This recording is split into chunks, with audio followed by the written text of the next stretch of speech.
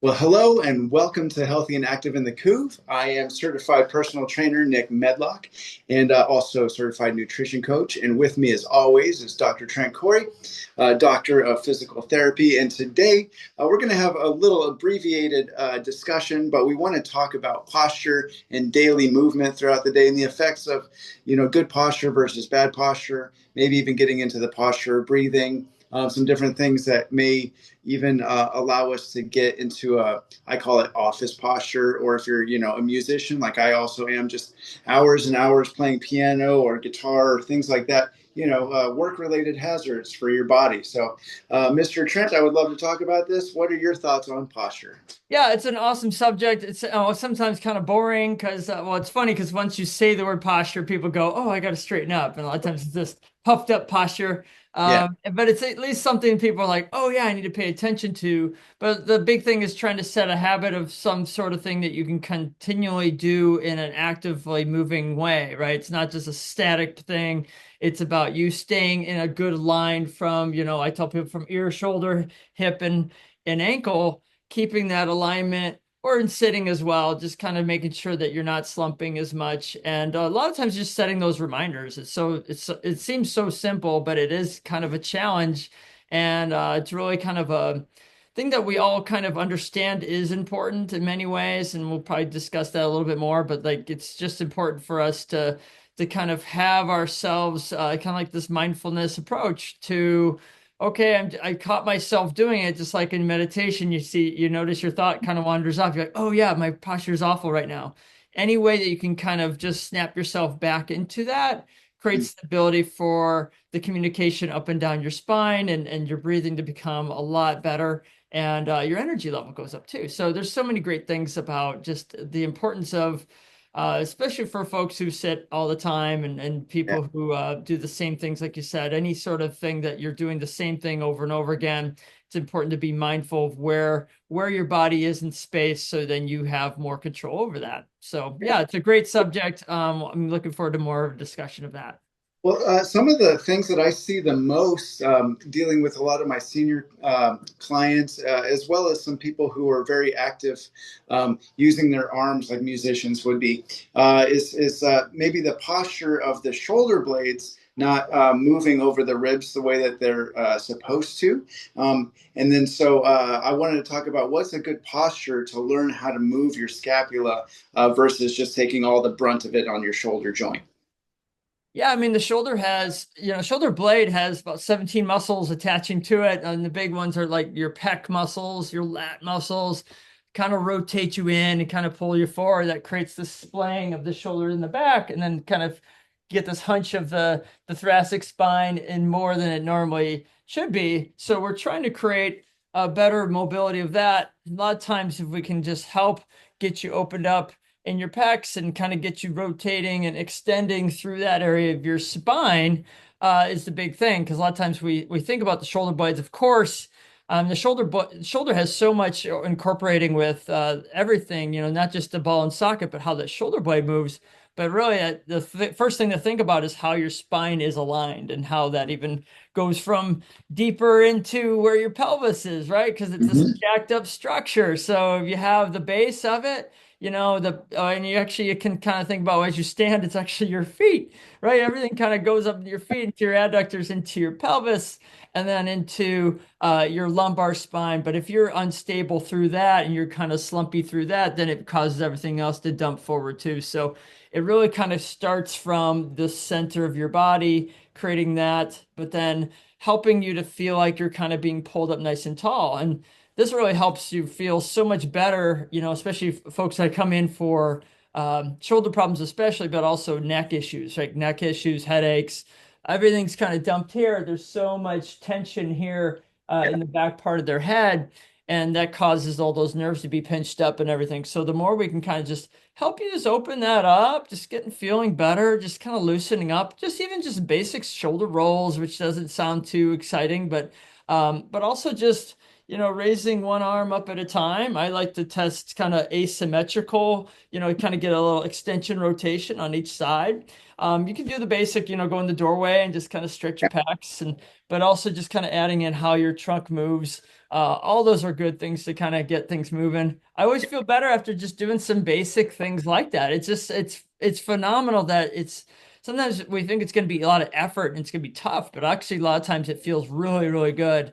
And as you do it, it kind of spurs you to do more, which is the whole idea. Yeah.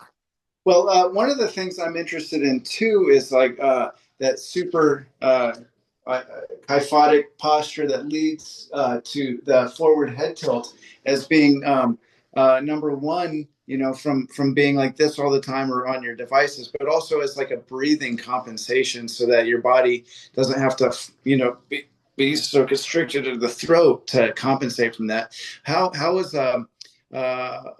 what are good regular movements throughout the day besides, I love that asymmetrical, just Yeah. opening up the thoracic spine too. What are some good recommendations for being able to get out of that forward head posture to be able to breathe while you're in alignment? Yeah, so I was thinking, when you said that, I was like thinking about when my kids were little, we did tummy time. Yeah.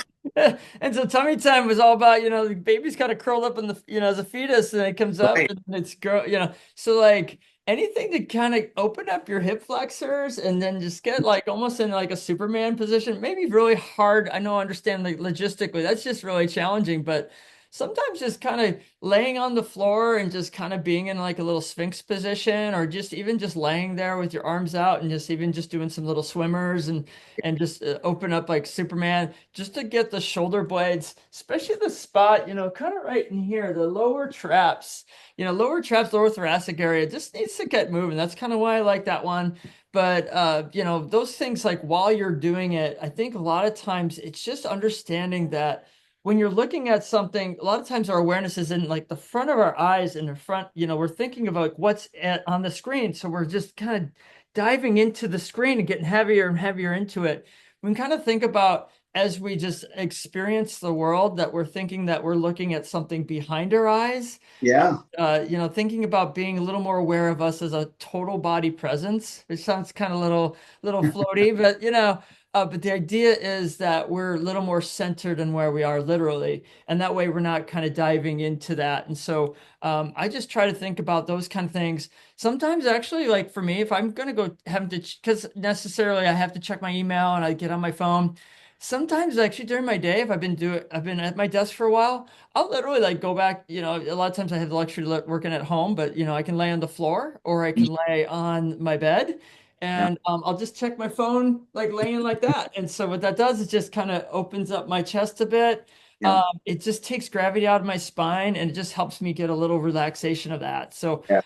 simple, but I find that that's a really easy thing to do without it being like an exercise and it feels good and then I can get up and I feel a little rejuvenated because I've given myself that little break off my feet. So Yeah. I love that. That reminds me, I used to, back in Arizona, I was at a music studio that I worked at, and I would teach at the piano, and I also teach guitar at the piano.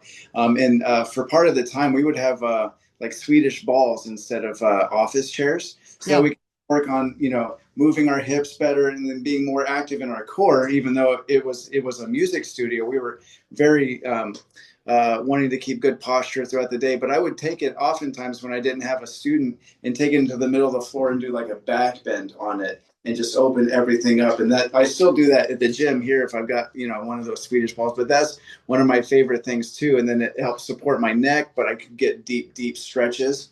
And then when I don't have one of those, one of my favorite things in line with what you were talking about, I call them Clark Kents. Like you just squeeze open the shirt and then squeeze your elbows and shoulder blades in the back and just open up the chest and then push the thoracic spine up a little bit. And that makes me feel really the emotional change in me is something I noticed when I was younger and then had some different teachers tell me that. So all of my students always get a talking to about how, if you're in class and you're like this, your energy level is one thing, but when you're ready to go, you're in alignment, your energy to participate and then to be outgoing with information or questioning. It just changes your whole neurology. Your whole nervous system changes. Yeah, I love that, Nick. I mean, it's so possible, it's so positive on like that approach of like how you are in that position. Actually, there's some, and I love the shirt, by the way. Oh, thank you. But yeah, man. But basic I don't know if you've heard of Amy Cuddy. I think that's her name. She does something, she has a YouTube speech on power poses. Oh, It's kind wow. of like this, kind of standing with your hands in like a Wonder Woman pose, or something where you're just puffing up and just being in a power position. You have so much more energy to share with the world, because you're letting that run up and down your spine a little better. That's actually, this literal thing that's happening when you have everything lined up. And that's where, we gain more strength. I mean, we can actually do muscle tests on folks, right? Mhm. Put their arm out and then test their strength when they're kind of just not really paying attention. And then we just have them engage their core, lengthen their spine, and then do another muscle test, and it's strong as can be.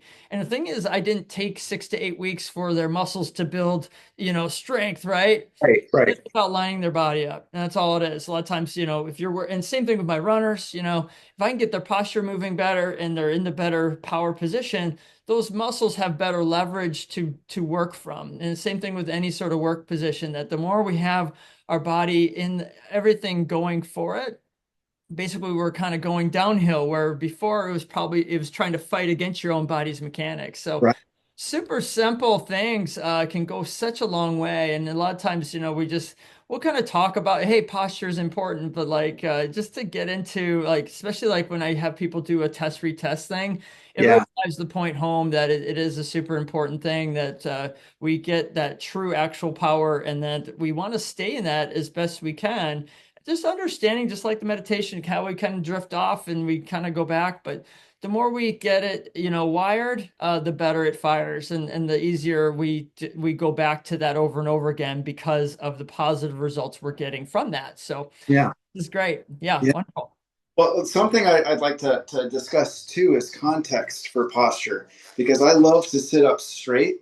Yep. But when I've looked at some of the analysis for studies, in a chair, sitting up straight might be the most compression you put on your discs at your lower lumbar. So I think two of the different postures other than sitting straight might be slightly leaning back, might be a little bit less compression on the disc, and even the most dreaded office position, leaning forward, might have some less pressure on the discs. But either way, all of those are kind of creating pressure on the disc. So the follow up for me for that is my favorite saying for posture is your next position is the best position. So kind of not getting locked into one of these or the other, but shifting around. And each time you kind of shift around, do some of that mobility stuff.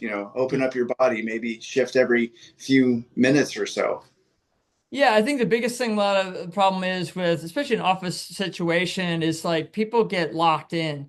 They get so focused on what they need to be doing, or they just feel like they can't get away, or they're just so used to it that they'll just stay there. And even just a half an hour goes a long way for that tissue just to get compressed.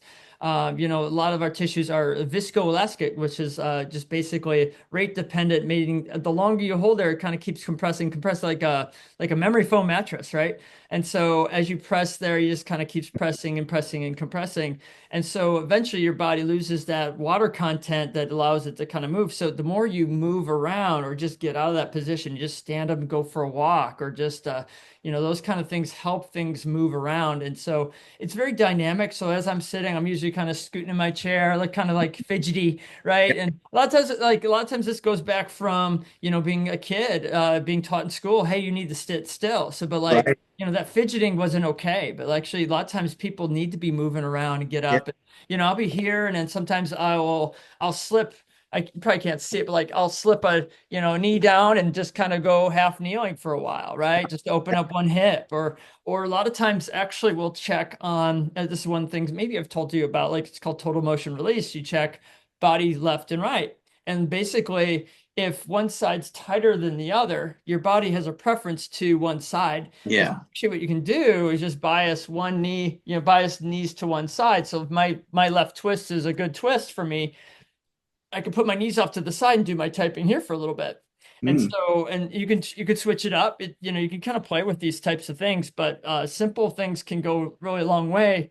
The key part is to keep moving, like you said, yeah. and making sure that you do take those breaths. We tell people every 30 minutes, try to take 30 seconds for a stretch break, and then 30 days to make it a habit. So, Yeah. we got the new year coming up. Good thing to kind of think about, just, hey, can you set a timer or something like that? Some sort of reminder to get you up and about a little bit more often. And then take some deep breaths with that. Just even some basic shoulder rolls, standing up, taking, moving your arms back and forth. Really helps rejuvenate you. And, even with the time spent, like I said, 30 seconds, I mean, that's really nothing compared to the time you're spending working. It'll actually rejuvenate that time when you're on task. So. Yeah. Well, and I know we've got to go in a second, but you said something that reminded me of some of my favorite things is, hydrating your tissues. You can drink water and electrolytes and everything, but still you've got to get that all those juices flowing and movement. Motion is the lotion. So I think, doing all the hydration that you can on top of moving helps really hydrate the fascia, the muscles, all the connective tissues, all that. Yeah, absolutely. And the thing is, if you do drink enough water, guess what happens? You do have to get up to go, recycle. So that's really good too. In that, sometimes that's the major factor. Like people like, okay, well, I got to get up now because I got to go, and that's great. It actually encourages motion. So that's so simple. And having a big jug nearby, you have something that your markers and that kind of stuff. But keeping track of those things are super important. That kind of helps everything move the way it's intended to move. Our bodies were not intended to, forage and, go hunt and walk around and dig in the dirt and all this stuff. And a lot of times modern life has kind of put us in one spot when we're looking at screens. So, it's a lot of conveniences and, advancements in our civilization, but it's also something we have to be aware of, that this is not the natural setting. Can we try to make nature come back into what we're trying to do to intend to help ourselves, make a living in the world and help each other out? And then, make sure we're still giving to our bodies while we're moving through our day, and that, we have more energy for that. So, yeah, simple things can go a long way. Yeah, absolutely. Well, thank you so much for this quick talk. And I'd like to say, from both of us, that you could add yours at the end too, but have a healthy and active holiday season. Wish you the best. And then definitely keep checking in with us for all the upcoming events. And hope you take this posture work into the new year and you can live your healthiest and most well and active self. Yes, absolutely, Nick. You too. It's been great doing this podcast. I really want to make sure people have the information that they need, or anything you guys want out there. We'd love to hear more about what you'd like to have us share. Love to know more about it and have more guests of people who can share the good of what they know to the community. So, wish you all the best. Been deeply blessed, very happy to be part of this, and we wish you all well. Thank you. Thank you.